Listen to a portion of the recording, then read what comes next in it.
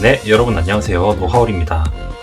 오늘 간단하게 노트북 언박싱 빠르게 진행해 보려고 영상을 찍게 됐는데요. 지금 퇴근해서 와서 보니까 노트북이 바로 와 있어서 여러분들과 빠르게 언박싱 해보고, 지금 갤럭시북 프로 360 15인치 네이비 색상 오늘 수령을 했습니다. 그래서 바로 일반 유저 입장에서 언박싱 해보고 리뷰를 좀 찍어서 편집해서 최대한 빨리 좀 올릴 수 있도록 하겠습니다. 그럼 거두절미하고 바로 언박싱을 해보죠.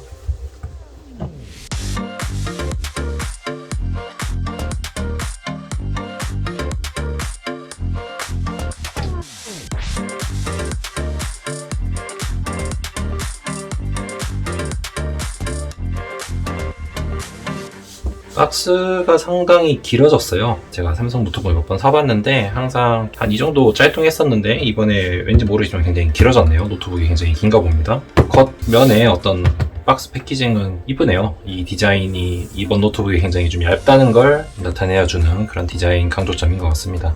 한번 오픈해 보도록 할게요.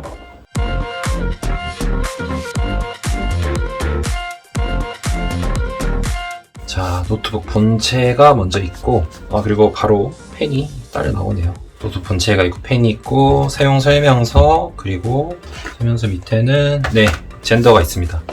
이게 있다라는 것은 C타입만 달려있는 그런 노트북이란 뜻이고요. 젠더 재질이 바뀌었네요. 원래 그 유광에 되게 매끈매끈한 그런 재질이었던 젠더 재질이었는데 이 젠더가 굉장히 무광에 까끌까끌한 재질로 바뀌었습니다. 뭔가 재활용? 뭐 이런 걸 생각을 한 걸까요?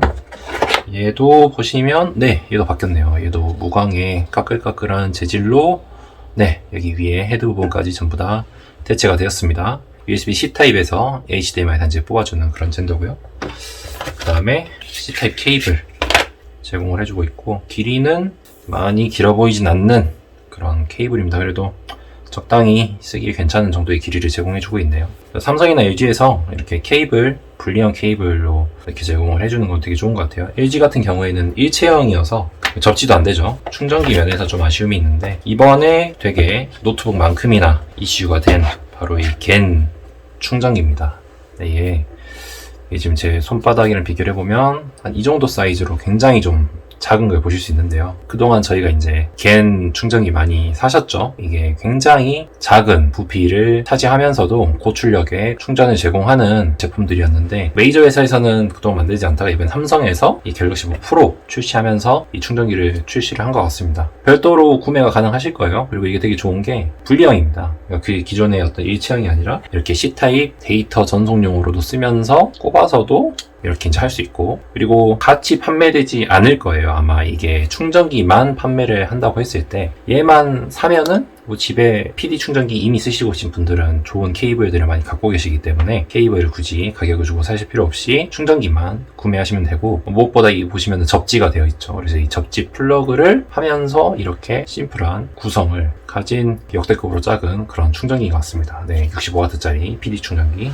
그 다음에 펜은 탭S 6 때 제공되어 있던 그 훌륭한 펜입니다. 그립감 제일 좋고, 현존하는 S펜 중에 제일 괜찮은 것 같아요. 이 모양의 그립감이 어디 붙이기도 좋고, 한 가지 의문되는 건 이제 이게 본체 어딘가에 붙느냐, 뭐 붙는 장소가 제공이 됐는지가 되게 좀 궁금한데요.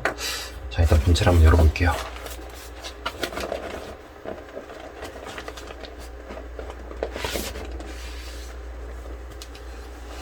본체를 열었습니다. 디지털 플라자 가서도 몇 번 보긴 했는데 네이비 색상이 진짜 컬러가 예쁘더라고요. 그래서 이 네이비 색상을 골랐는데 일단 뭐 지문이나 이런 건 굉장히 잘 묻는 재질이긴 하지만 전체적으로 컬러감이 진짜 좋은 것 같습니다. 한번 열어볼게요. 이렇게 샥 빼면 키보드가 나오게 되죠.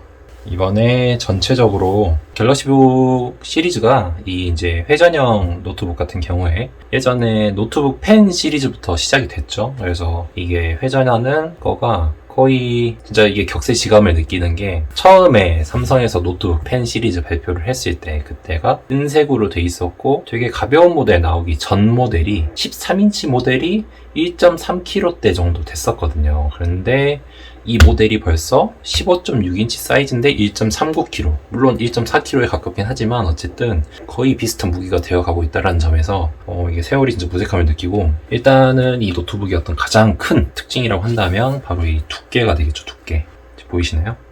두께가 진짜 얇습니다. 이거를 제가 이제 리뷰를 찍어놓고 이제 못 올렸는데, 레노버에서 나온 X1 티타늄 요가 제품을 제가 이제 사서 리뷰를 다 찍어놨었거든요. 그 제품에서 제가 얘기를 할 때 11.5mm 두께예요, 그 제품이. 근데 갤럭시북 플렉스가 12.8mm 두께인데 한 1mm 차이 정도면 이 정도의 어떤 울트라 C급에서는 정말 많이 차이 나는 두께인데, 그 1mm 차이가 남에도 불구하고 X1 티타늄 키감이 썩 괜찮았거든요. 근데 갤럭시북 플렉스 같은 경우에는 키감이 아시겠지만 굉장히 좀 좋지 않습니다. 구분감도 안 좋고, 물론 호불호가 있겠습니다만은 굉장히 좀 제가 거기서 혹평을 했어요. 근데 이번에 제가 삼성 그 언팩 행사에서는 여기 보이시는 이 키보드가 딱 쳐보니까 생각보다 괜찮은 거예요, 이 키감이. 그 서피스 고 같은 경우에, 서피스 고 타입 커버 혹시 타건해 보신 분들은 아시겠지만 그것도 그 키 들어가는 두께가 1mm거든요. 근데 걔는 키감이 진짜 썩 괜찮아요, 그 물건은. 근데 이 물건이 약간 그거랑 비슷한 느낌이 납니다, 이번에. 네, 그래서 되게 얇게 들어가는 노트북에서 그 타건감을 좋게 하려면 그 러버돔의 탄성이라든가 그 눌렀을 때 약간 초콜릿 살짝 부서지는 것처럼 딱딱딱 하는 그 구분감을 좀 줘야 되거든요. 기존에 갤럭시북 플렉스나 이온 같은 경우에는 너무 부드럽기만 하고 이 누른다는 그 피드백이 거의 없어가지고 튀겨져 나오는 그 반발감도 없고요. 그래서 좀 많이 별로였는데, 이번 제품은 제가 딱 타건을 해보고 이번 키보드는 좀 진짜 좀 쓸만하구나, 괜찮구나 라고 생각을 해서 좀 구매를 하게 된 게 큽니다.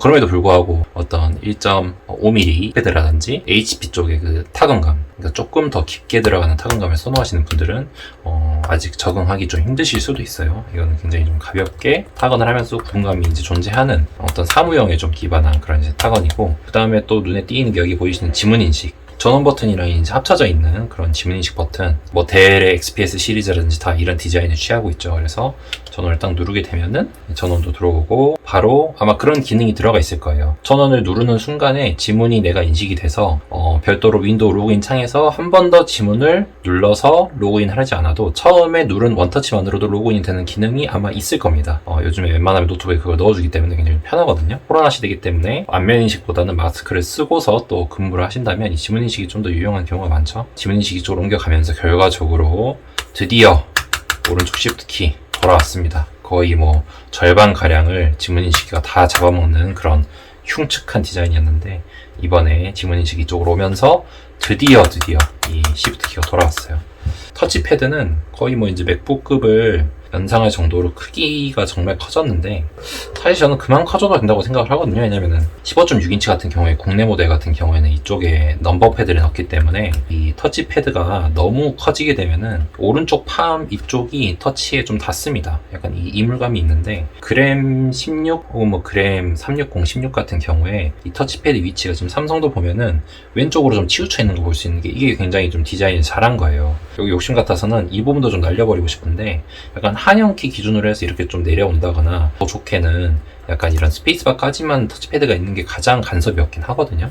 그래서 근데 이게 디자인적으로 너무 이쪽으로 몰려있으면 안 이쁘니까 적정한 위치로 이렇게 왼쪽으로 한 거는 정말 삼성에서 정말 잘한 것 같습니다. LG 거 같은 경우에는 이쁘게 보이려고 가운데에 놨어요. 근데 그렇게 되면은 거의 여기는 전부 다, 오른손은 전부 다 터치가 돼버리는데, 저는 약간 이 팜레스트 쪽에 올려놓고 하는 거라 터치패드가 간섭이 이렇게 생긴다는, 약간 실제 간섭이 일어나지 않는다고 하더라도 이 느낌이 조금 안 좋은 것 같아서, 그래서 이번에 삼성 제품은 제가 이렇게 좀 타건을 해보는데 간섭이 조금 덜했어요. 그래서 이제 구매를 하게 된 것도 있고, 그래서 뭐 전체적으로 외관은 정말 좋네요. 그리고 이 전면의 베젤도 보면은 더 얇아졌습니다. 삼성에서 욕을 먹는 게, 이 화면이 보이시겠지만 16대 9 비율이에요. 이게 최초로 이 두께가 얇아질 수 있었던 이유가 아몰레드 액정을 이제 채택을 하면서 두께가 얇아질 수 있었던 그런 이유가 되는 건데, 사실 이것도 1세대 물건이기 때문에 아마 갤럭시북 프로 360 2세대 모델에서는 액정도 웬만하면 16대 10의 비율을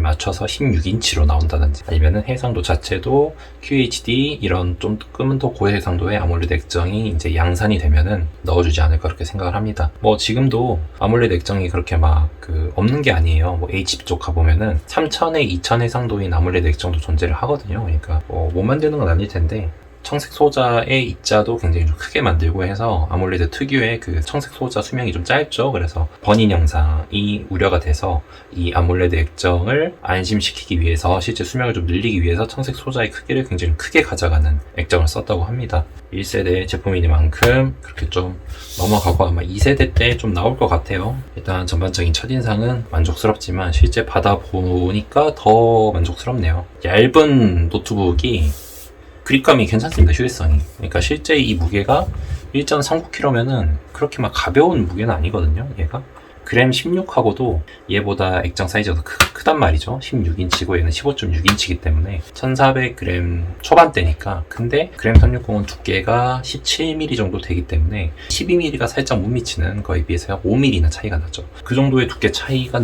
오는 어떤 이 그립감이라던가 그런 좀 슬림하게 느껴진 면에 있어서 들고 쓸 때에도 얇은 게 확실히 도움이 돼요. 펜이 어디에 좀 가장 부착하기 좋은지 테스트를 좀 해보면서 짧은 영상 마치도록 하겠습니다.